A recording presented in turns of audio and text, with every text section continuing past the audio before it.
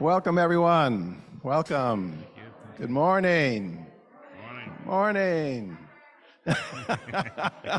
Good morning, everybody. Good morning to those who are gathered here in the sanctuary on Rugby Road, and to all who are joining us online via Zoom. As we come together for worship, we begin with a musical prelude offered by Scott Deveaux.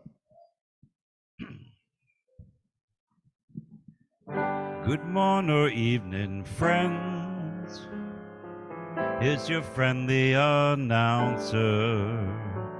I have serious news to give to everybody. What I'm about to say could mean the world's disaster, could change your joy and laughter into tears and pain. It's that love's in need of love today.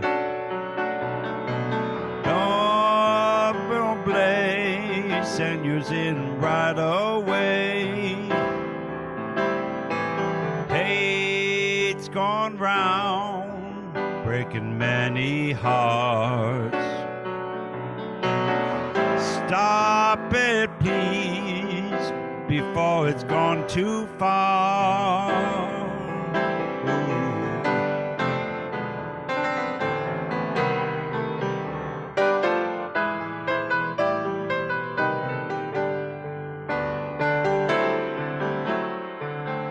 The force of evil plans to make you its direction, and everything it does is going to be everybody.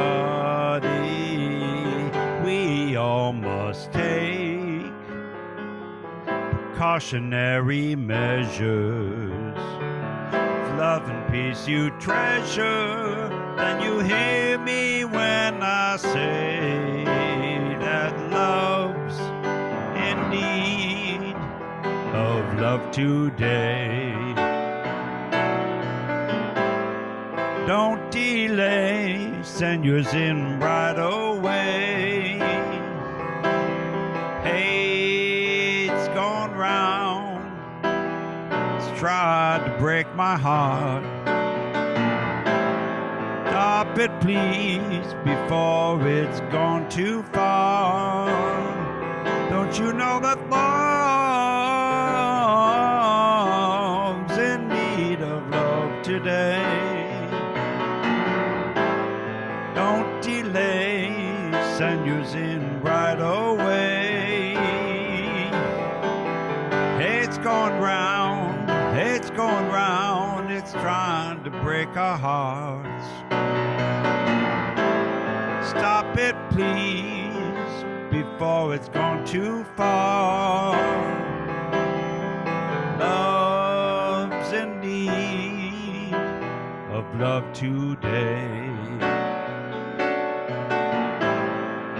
Just don't delay, send yours in right away. Hate's gone round, trying to break our hearts. Stop it, please, before it's gone too far. Just give the world a chance.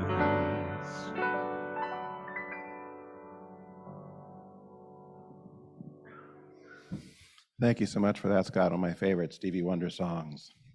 Greetings and welcome to the UU congregation of Charlottesville. My name is Greg Townsend. It is wonderful that we are gathered together for worship this morning, both online and here on Rugby Road. This sanctuary was built over 70 years ago on land that was the homeland of the Monacan people, and that was once cared for by enslaved people from Africa and their descendants. We honor all who dwelt here and all in our congregation whose lives led to this moment of our gathering as a community of memory and hope. I invite you now to take a moment to greet others who are with us in worship this morning. Those online can unmute and say hello to one another, and those of us here in the sanctuary or social hall are welcome to greet your neighbors, especially those you may not know. Good morning. Good morning, friends and neighbors. Good morning. Good morning. Way to wave. Hi, everybody. Good morning, Hi there. everybody. Morning. Good morning. Hello. Good morning.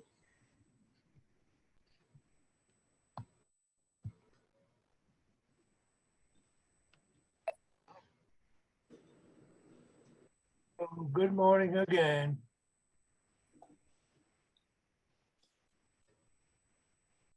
Hello, everyone.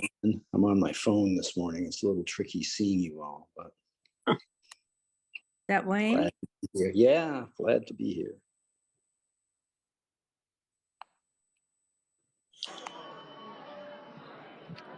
Oh, yeah. Hit the Zoom again.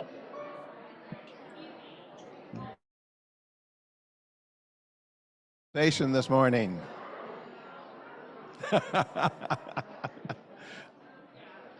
Lots of great conversation and welcoming. This is wonderful.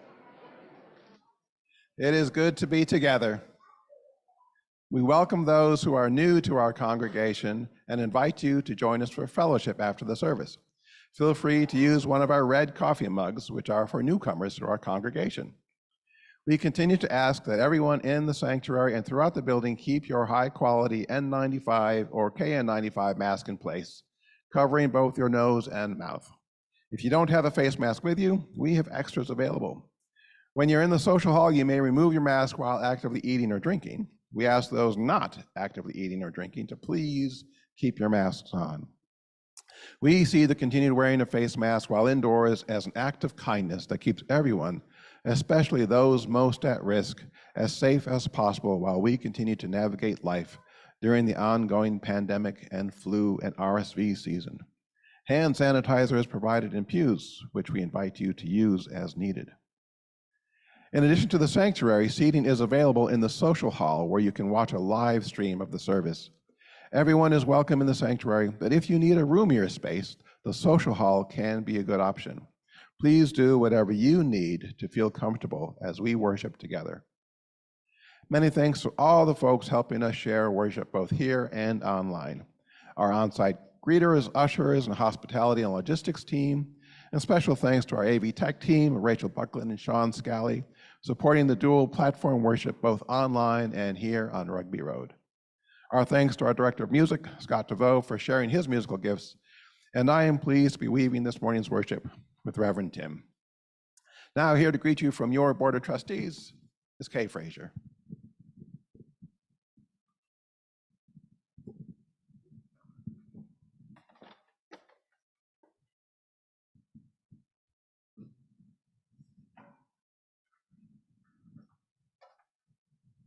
Good morning.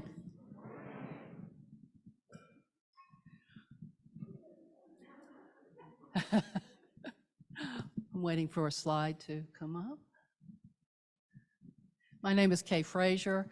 I have the privilege of serving as your treasurer of the congregation and on the Board of Trustees. Greetings to everyone. Good morning to everyone, especially those newcomers. We are so glad that you are with us today. I'm especially excited to be here today to announce a special collection for the new Rugby Road sign. Thanks to the sign task force, those who participated in the conversation, and to a generous donor, we are close to installing our name on the brick wall.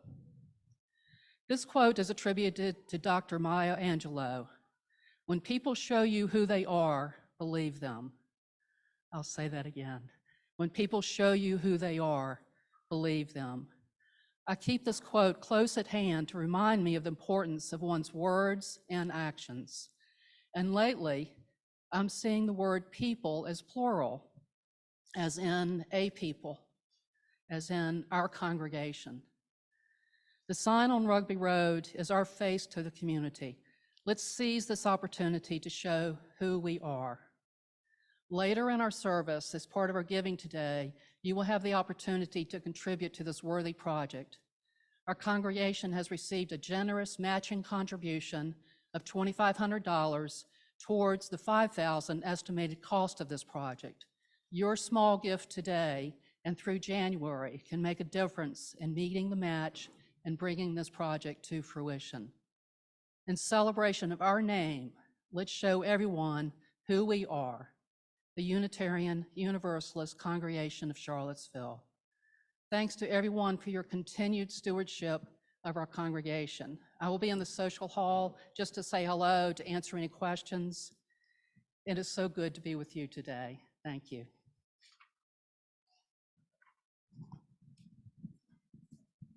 Thank you so much, Kay. I have several announcements this morning. Today's service will be followed by a conversation here in the sanctuary with Reverend Tim. We expect to begin around 12:20, and childcare will be provided. Parents who plan to attend should pick their children up from their classrooms and check them into childcare on the playground. The conversation will also be on Zoom, so we invite those joining us online to stay in the current Zoom session and to be part of the conversation.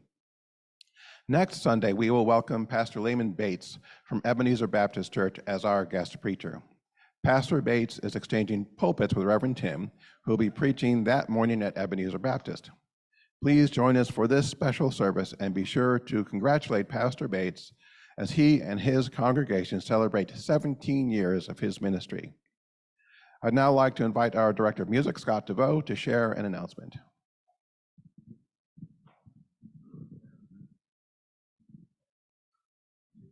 Good morning, everybody. Yeah. You know, I love the UUCville choir.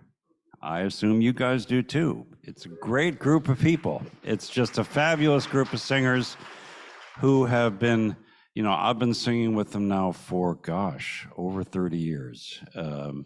Before I became director, I was just a bass in the choir. It's a community of people who gather on Thursday evenings to rehearse one time a week in order to perform maybe two Sundays per month. The only problem I have with the choir is that there are not enough of them. This is actually a problem that I share with a lot of choir directors. I went to the Association of UU Music Ministries where we had a meeting, and everyone, it was clear, had lost about half of their choir members. So it's just kind of a reality of the COVID era that choral singing is in decline. But we can use your help. If any of you sing, some of you may be choral members and you know what being in a choir is like, but some of you may not. Please be aware that being a member of our choir you do not really have to read music. You can just learn by sitting next to people who have learned the part, maybe because they read music or because they just hear it enough and they know their part. That's essentially how choirs work. We would love to have you join us. This is kind of a new term for the choir from now until May, where we're going to be putting together a number of anthems for different services. We will be singing next week, for example, for Reverend Bates' sermon. We would love to have you join us. Our rehearsals, as I said, are on Thursday nights at 7:30. It just lasts an hour and 15 minutes. I have you out of there by 8:45. We would love to have you join us, and I'll be in the social hall afterwards if you want to talk to me about it. I hope I can see you there.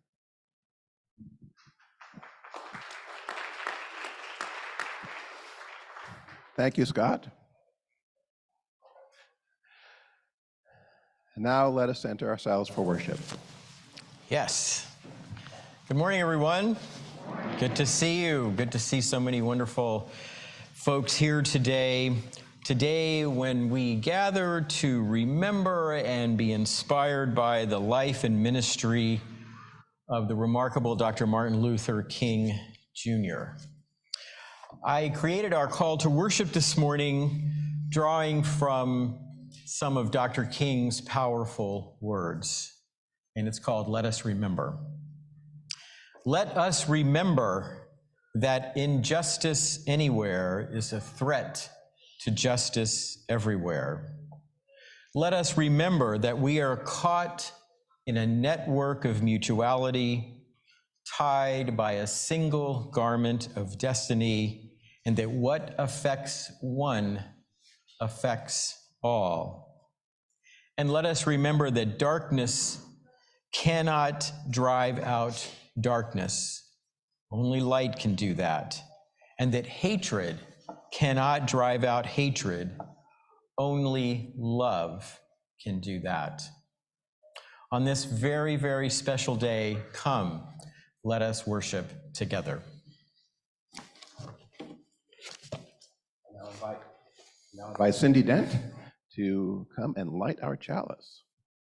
Rachel, can you put up the words of the unison chalice lighting, please?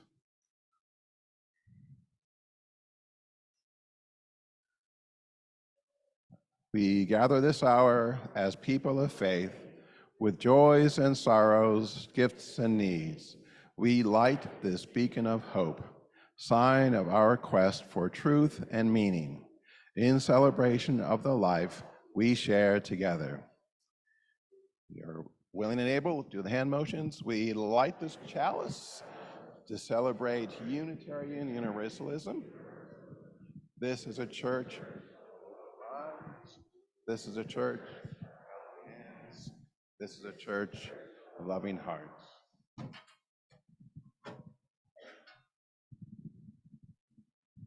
Thank you, Cindy.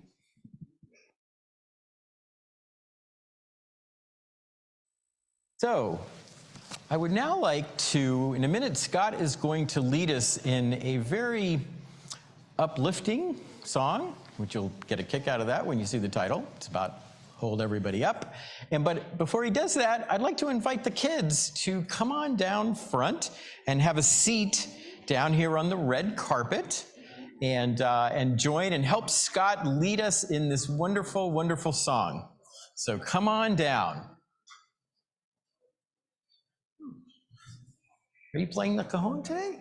Wonderful. Oh, fantastic. Come on down. And not just the children, but the young at heart. Everybody's welcome to come down. Come on down. Yeah, and maybe spread out a little that way. The Scott's going to be over here. Hi, Paisley. Have a seat. Have a seat. There you go. Scott, it's all yours. And Thank you. Thank you very much. So it's a simple song. We have the words up here somewhere. Coming up. There we go. All righty. So we're going to try to see how we can put it together. I've got Matt here on cajon. So let me just see, since we haven't had a chance to rehearse this.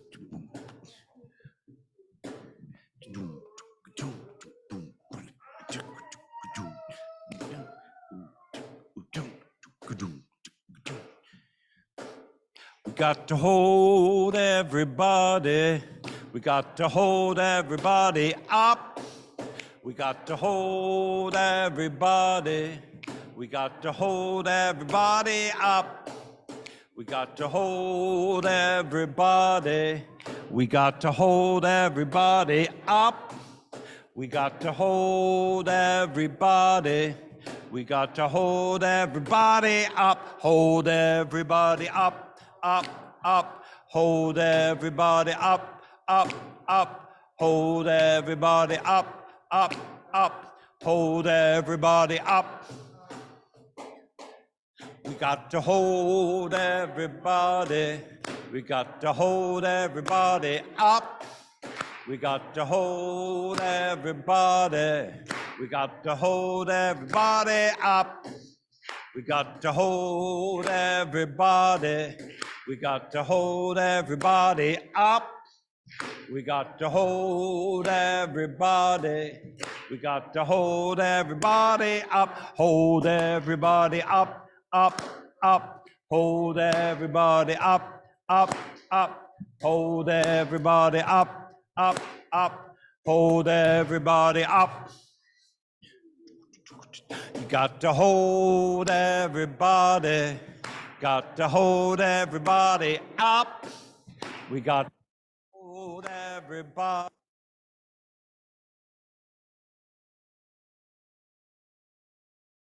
Everybody, got to hold everybody up. Got to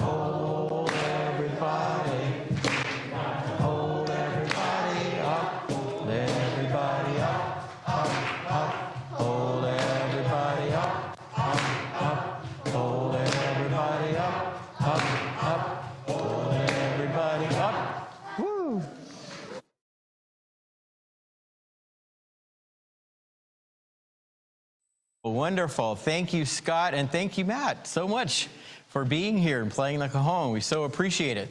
So, children, I just wanted to say that today we are going to be learning a lot and talking about Dr. Martin Luther King Jr., who I think in his life and everything he did, he was working so hard to build a world in which everybody was held up. And I understand that in your classes today that you're going to be talking more about Dr. King and learning about some of his ideas and some of the really courageous things that he and many, many other people did to make the world a better place. So now I'm going to invite us to sing our children out to their classes.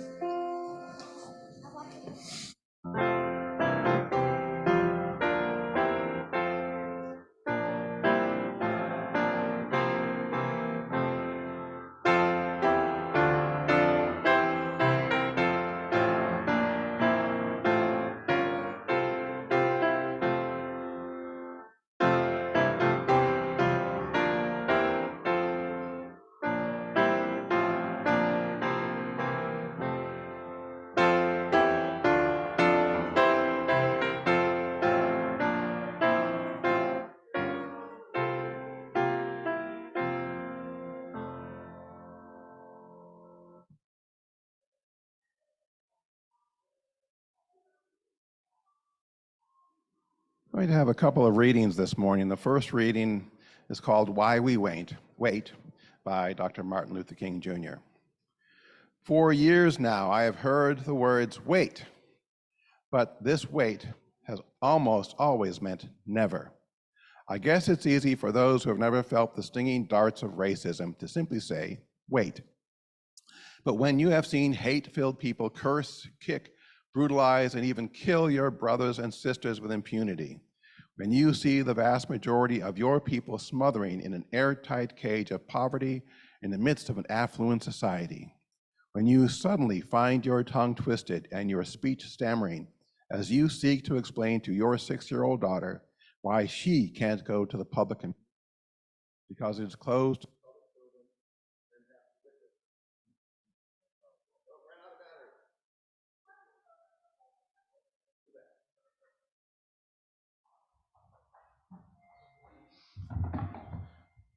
Hi.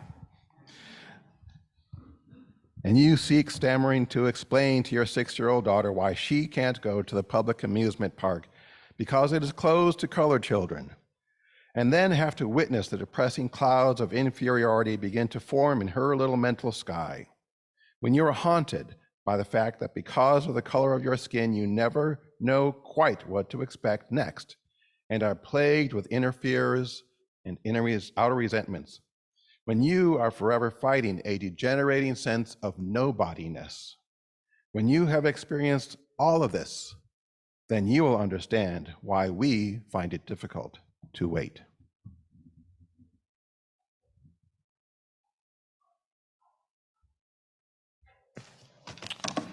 Thank you, Greg. Powerful, powerful words from Dr. King. Friends, we are part of an interconnected community that cares for one another. Part of how we embody this care is by making time to share the joys and sorrows we hold in our hearts. And friends, we want to just remind you of all those in this community and all through our world who are experiencing both the joys and sorrows of life. And I will now light a candle for all those joys and sorrows that remain unspoken, but deep in our hearts.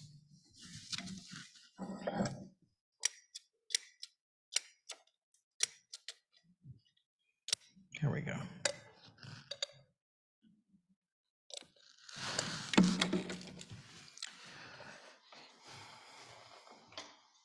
This mic work, Rachel? Hello? We're good. All right. All right. This community offers its love and support to what is closest to our hearts. Another way we show our care for one another is in sharing our financial gifts with our community and our congregation. As you heard earlier from Kay Frazier, we are making wonderful progress on our new church sign, and today we are holding a special collection to raise funds for our new sign on Rugby Road. If you wish to contribute to the special collection, you can text or Venmo your donation, or you can place cash or a check in the offering plates in a few moments. If you're writing a check, be sure to put special collection in the memo line. All cash from today's offering will be dedicated to the special collection. And you can also visit our website to make a donation for the sign. Rachel, can you show us the slide for donating to the special collection? There we go. Our monthly social action collection is being taken for Pacham. Pacham is a grassroots organization in our region that works with 80 local congregations and community groups and 3,000 volunteers to provide shelter and related services to the homeless. The UU Congregation of Charlottesville has been partnering with Pacham for many years, and we have witnessed firsthand the life-saving work Pacham does. Rachel, can you show us the social action slide for giving? There we go, thank you. Each week, we invite everyone into the spiritual practice of generosity by giving to the ministry of our congregation. Through your pledges and with the weekly Sunday morning offering together, we build the future of our congregation and our larger community. This is our shared ministry. During the music which follows, you may choose to make your Sunday morning offering by using the text address or going to our website. Here in the sanctuary, you may bring cash or checks forward. You are invited to share not only your financial gifts, but also share the joys and sorrows in your hearts. Those online may put them in the chat box, and those of you in the sanctuary may come forward to place a stone in the water. You may also leave us a note on the joy and sorrow paper provided here. And let us dedicate all of the many gifts we share with one another by saying, we accept your gifts with gratitude. May we use them wisely for the highest good.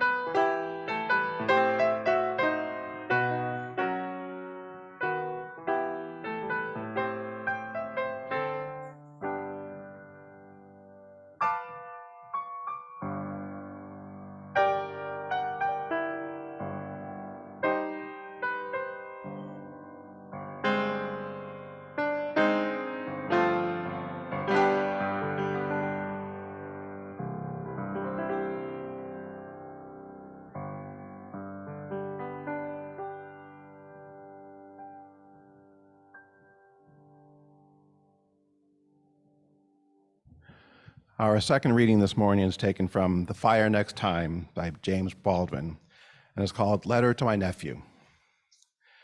This innocent country set you down in a ghetto in which, in fact, it intended that you should perish. Let me spell out precisely what I mean by that. For the heart of the matter is here, and the root of my dispute with my country. You were born where you were born and faced the future that you faced because you were Black and for no other reason. The limits of your ambition were thus expected to be set forever. You were born into a society which spelled out with brutal clarity and in as many ways possible that you were a worthless human being. You were not expected to aspire to excellence. You were expected to make peace with mediocrity. Wherever you have turned in your short time on this earth, you have been told where you could go and what you could do and how you could do it, and where you could live and whom you should marry. The details and symbols of your life have been deliberately constructed to make you believe what white people say about you. Please try to remember that what they believe, as well as what they do and cause you to endure, does not testify to your inferiority, but to their inhumanity and fear. I want to thank Reverend Tim for giving me the opportunity to share in the service this morning. I want to first share an anecdote about an eye-opening experience that I had around privilege. Every summer, we spend a week or so at the Outer Banks with the families of my two medical school roommates, who are brothers and are white, as are their families. A few years ago, one of their family members mentioned that he had been stopped for speeding on the way down to the beach, but had been let off with a warning. I remarked that I had been stopped 6 times for driving infractions and had been given a ticket every time. And I asked all the adults there, 10 or 11 of them, if they had ever been let off with a warning over a driving incident. Every one of them had.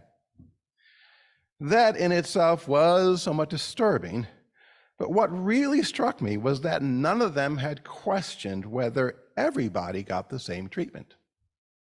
They were stunned that I had always gotten a ticket, and that's privilege. It's not just that you get things other people don't get because of who you are, because of the luck of the lottery. It's also that it never occurs to you that others aren't getting what you got. David Foster Wallace, the author of the novel Infinite Jest, related this metaphor about privilege at a commencement speech. An old fish is swimming in the ocean along, and 2 younger fish approaching. As they near each other, the older fish says, "How's the water, boys?" and swims on. The younger fish swim on for a few seconds, and then one of them stops and turns to the other and says, "What's water?"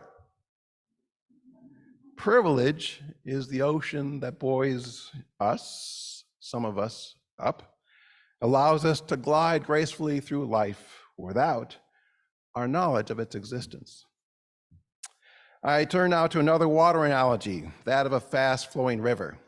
Racism is that river, and we are all being carried by it.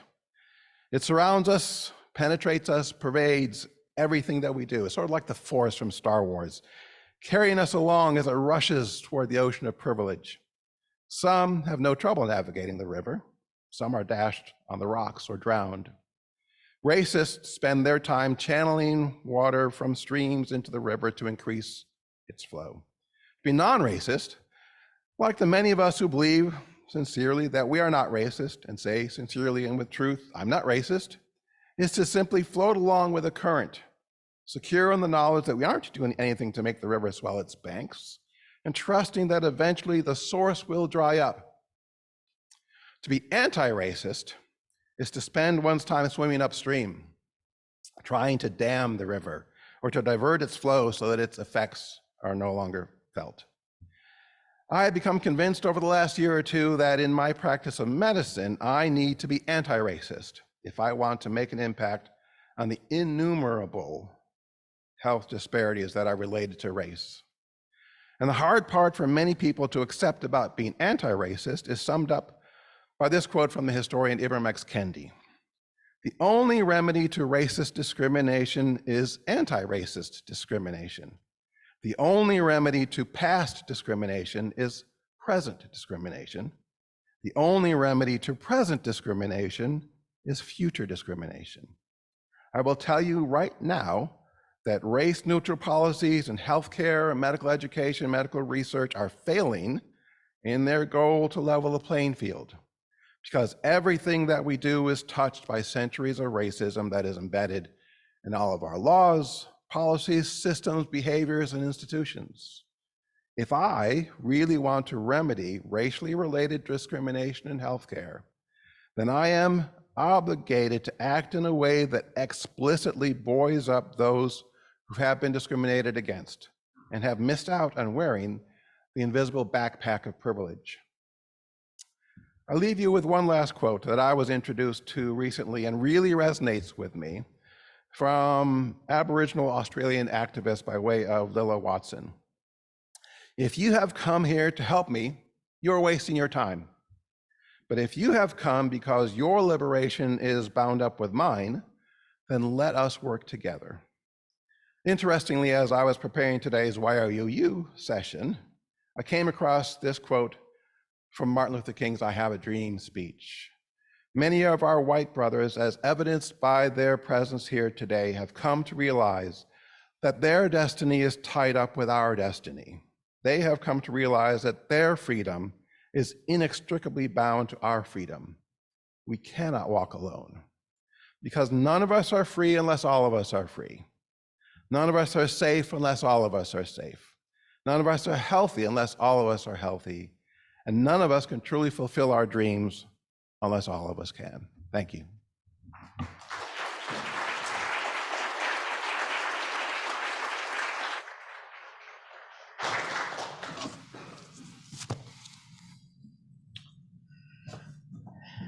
Wonderful. Thank you so much, Greg, for sharing your experience and your wisdom, your passion, and your commitment to anti-racism with all of us. I only reached out to Greg like 4 or 5 days ago to say, I know you retired as a worship weaver. Any chance we could get you out of retirement to participate in this service? I promised, as I just told Greg a few minutes ago, that I'll put a few extra dollars in the Worship Weaver pension fund to compensate him for this. I think Greg knows that that's a fund that has not been created. Spent already. And I also want to say that when Greg said yes and decided to share a reflection, he mentioned to me that he hadn't reflected before from this pulpit. And let me just say that as far as I'm concerned, this may have been your first time, but it will not be your last.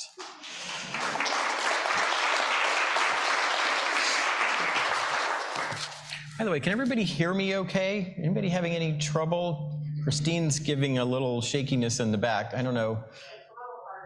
A little hard in the back. Okay, well, I'll try to speak up a little bit without shouting.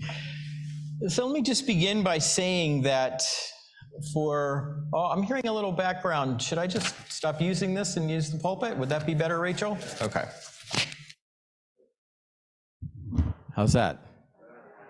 Okay, let me make sure I turn this off.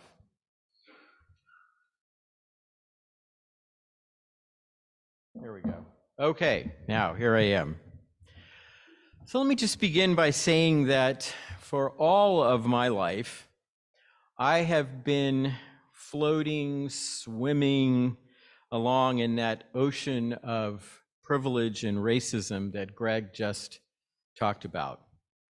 An ocean that has enabled me to be the beneficiary of an enormous array of privileges that come from being white, male, and straight. Privileges that are given to me because of the color of my skin, because of my gender, because of my sexual orientation. I have never known what it's like to be the object of suspicion simply because of the way I look. I don't believe I know I haven't been harassed, and I don't think I've ever been followed in a retail store because It's assumed I'm a shoplifter.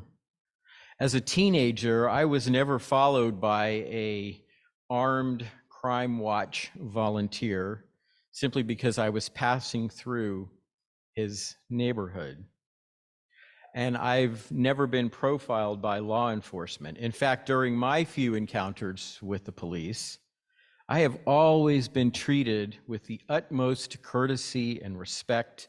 And like Greg's friends, I've almost always received a warning rather than being ticketed. My privilege has also opened countless doors that might have otherwise been closed. Wealth that was handed down from previous generations in my family enabled me to attend college and graduate school without incurring massive debt. And that same wealth has enabled me to live in mostly affluent communities and neighborhoods.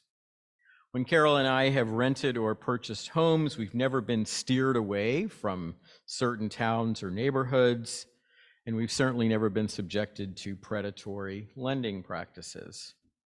Access to high-quality healthcare has been easy and available and has enabled my family to stay relatively healthy and to receive state-of-the-art treatment when needed. And although Carol and I worried about our children's safety, as all parents do, I've never had to have the talk about encounters with law enforcement that so many African American parents feel compelled to have with their children. And the reason my family and I have found so many doors and opportunities open to us isn't because we're good or virtuous or because we have worked harder or are more deserving. I haven't been treated with respect while driving or shopping because I'm a good guy or a nice guy. I've been treated that way because I'm a white guy. My family and I have been afforded so many opportunities and so much privilege simply because in this country, in this society, our lives matter. I wish I could tell you that I have used my privilege to create change or to build a more just and anti-racist world, but I can't and I haven't. Rather, my response has been, as Greg just said so well, much more close to a non-racist who lives in a bubble of comfort and complacency while remaining ignorant or indifferent to the ocean of racism and white supremacy that all of us swim in. And it's not that I've been unaware of all the injustice and equality that comes along with white supremacy.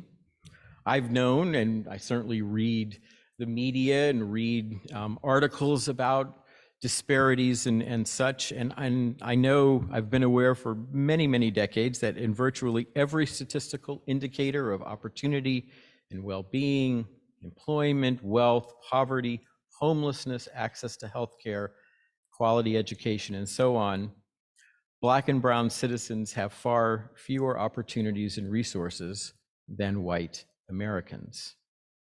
African Americans are far more likely to be the victims of crime, far more likely to experience harassment and violence from law enforcement, far more likely to be prosecuted and incarcerated for nonviolent crimes, which, had I committed them, would almost never lead to incarceration. But wait a minute. This is my white protectiveness coming up. Aren't things a whole lot better than they used to be?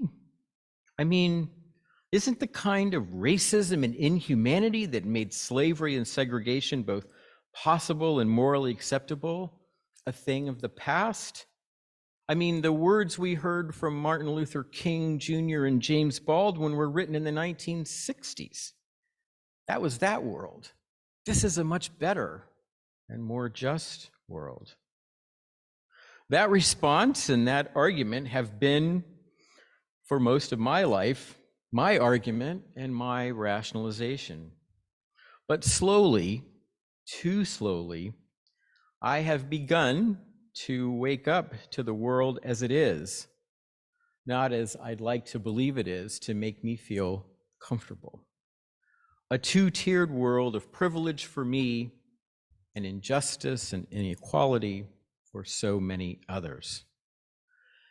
I'd like to take you back now to an event, a moment that I think in many ways began to pierce my bubble of comfort and privilege. A moment that exposed a reality that so many live with while people like me continue to hide behind the fantasy that things are getting better. They're improving. I imagine many of you remember Hurricane Katrina, which struck the Gulf Coast in 2005. I didn't live in New Orleans or on the Gulf Coast at that time, but the images of the physical destruction from the hurricane were like nothing I'd ever seen, including, and I grew up in Florida. But as devastating as those images were, in many ways, the pictures of what came after were even more shocking. And it is those images, those realities that finally began to wake me up from my complacency and my assumption that for the most part, I can sit back and do little about racism and white supremacy because, again, it's not as bad as it was. Things are moving in the right direction. Among the thousands who were left homeless and stranded in the city of New Orleans, most came from predominantly African-American neighborhoods like the lower Ninth Ward. Although evacuation orders had been issued, many couldn't leave because they didn't have cars or other means of escape. Survivors made their way to places like the Louisiana Superdome and the New Orleans Convention Center because they'd been told help would be available. But when they got to those places, there was little or no help to be found. No food, no water, no medical care or medication for those with chronic illnesses, nothing. People soon began dying of thirst, malnutrition, and disease. Now, this terrible situation might have been, I guess, a little understandable had the resources needed to help the victims of the storm been unavailable. But those resources were available. They sat on trucks right outside the city. But for days, those supplies just sat on those trucks and people continued to die and suffer. And the reason desperately needed supplies failed to arrive is that rather than helping the victims, federal, state, and local authorities chose instead to point guns at them. And there can be no other reason for that in the midst of one of the worst disasters in its history, a nation would choose to treat its own citizens, its own people like criminals to be controlled and subjugated, rather than as fellow citizens. There can be no other reason than the simple fact that the vast majority of the victims were African American and poor. I would like to share with you a few images from Katrina. They're not easy to look at, so I want to just give you that warning ahead of time. But I want you to just take a look. I've just got 3 or 4. And I want you to see that rather than providing bottled water, food, and medical care from the outset, these first responders, which you will see in just a moment, rode around on armored personnel carriers, pointing guns at those who were suffering. Here's another image of what I assume is a father holding a child who is unconscious and perhaps seriously ill. And look at the way those soldiers are responding. He's receiving a distant stare as these soldiers have their fingers on the triggers of their rifles. What does it say? What does it say about our nation, about our values, about the system that we celebrate as being just and democratic? What does it say when our fellow citizens, our fellow Americans are treated like this? Now, I want to make sure to point out that it wasn't just the police or the military who were stoking racism and behaving in inhumane ways. The media dutifully played its part in stoking those fires, and here is a particularly egregious example. Take a look at these photos. I know it's hard to read the captions, but basically what you see there on either side are two pictures of the same thing.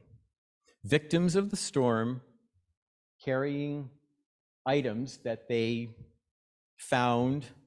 took from a grocery store. What is revealing is that while the caption of the image of the young I assume is the African-American man there, notice that highlighted is the word looting. The two white individuals on the left are congratulated for finding supplies. It's the same picture on either side of the screen.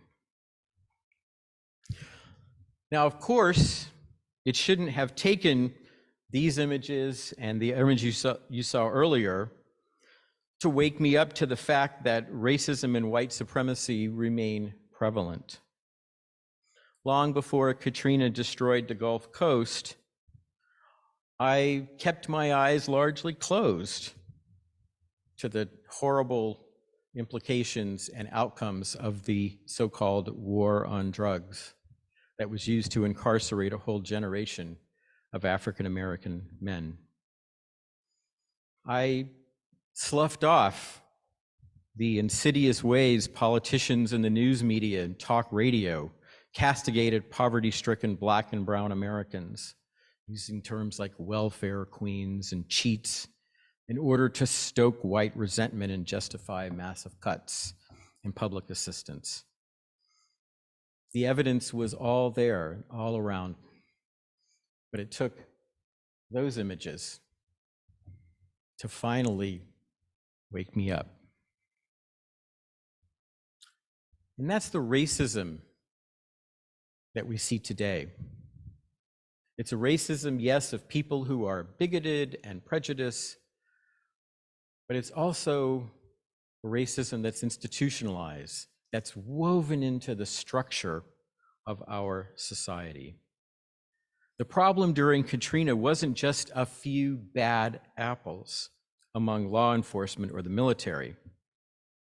In fact, they were doing what law enforcement and National Guard's troops have been doing in this country for decades, protecting the privileged while controlling and subjugating people of color. And as much as I'd like to believe that things are getting better, think about the images and the videos because of the prevalence of these that we are now seeing all too often. Images of brutal acts of violence and murder against African Americans by law enforcement and by others, but certainly by law enforcement. I think back to Michael Brown and Tamir Rice, Eric Garner and Freddie Gray, Sandra Bland and Breonna Taylor, Philando Castile and George Floyd. The names go on and on and on. All precious lives taken by those who were supposed to protect those lives. So I want to conclude by saying a word about what it means to embrace and embody the anti-racism that Greg quoted Dr. Ibram X. Kendi about. What does that mean for a person of privilege like myself, for Unitarian Universalism, and for this congregation, the UU congregation of Charlottesville? Well, on a personal level,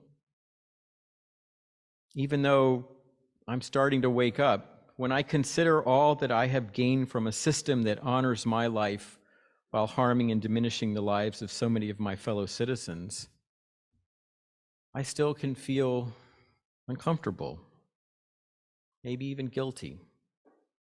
Sometimes that discomfort and guilt can lead me to act and speak a little defensively and to practice avoidance when questions of race and privilege come up.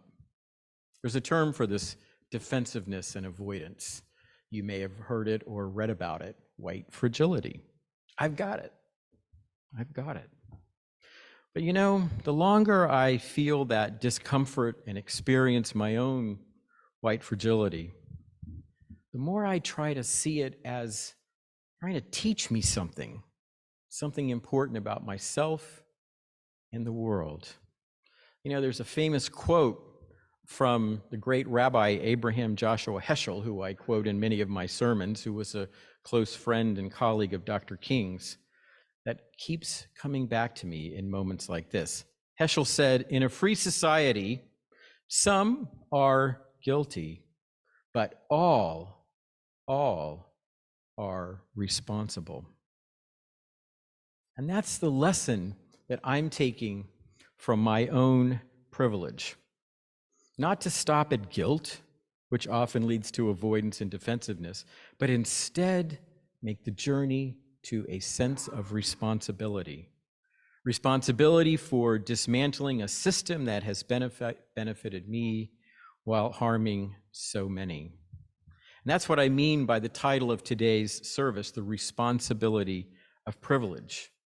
Rather than stopping at guilt or shame or hiding or avoiding all the pain and misery and suffering of this world, I have a responsibility to use my privilege and the power and influence that come with it to dismantle these structures that hold so many back and hold so many down.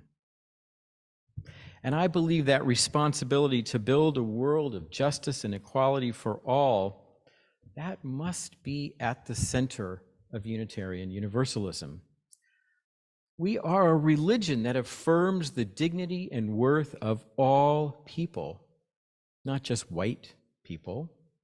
And at times in our history, we have boldly and courageously allied ourselves with movements challenging a racist status quo. Think about the abolitionist movement or the civil rights movement.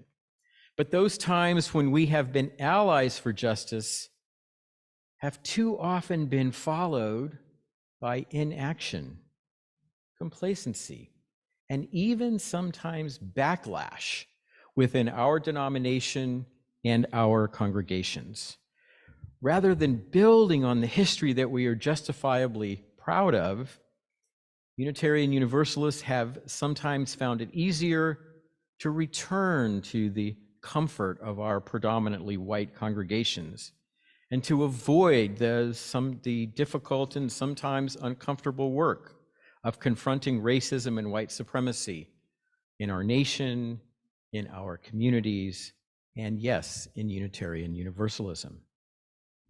Now, speaking of doing difficult work, I want to again congratulate all of you for the decision you made to change your name.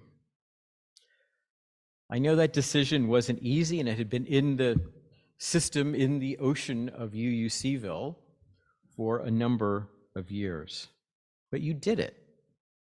And by changing your name, I think you have opened the doors of this congregation wider and put us on the side of love and welcome for all. I am so looking forward to seeing our new sign up on Rugby Road, and I do hope that many of you contributed to that collection today, and if you haven't, to please do so at a later time. And I want to end on a hopeful and positive note. I want you all to know that I am filled with hope about our future. We have so much potential to be a bold and courageous ally in the struggle for racial justice here in Charlottesville, in the Commonwealth of Virginia, and in the wider world. Now, this work won't be easy, but it's work that we have to do. We have much to learn and will undoubtedly make mistakes along the way. But we should never let our imperfections stop us from taking responsibility for the brokenness in our world and doing something about it. As you heard earlier, we're going to have this space for a conversation in a few minutes, and I do hope that you will come back, stay, or come back and join us. It'll be an opportunity for you to share your thoughts, your ideas, your stories. Reflect on where you think this calling, this sense of responsibility may be leading us. Friends, just remember, there is so much that we can do, so much that we can give, so much that we can change. So let's get started. Let's build a new way together. Amen. Blessed be, and thank you so much for listening this morning.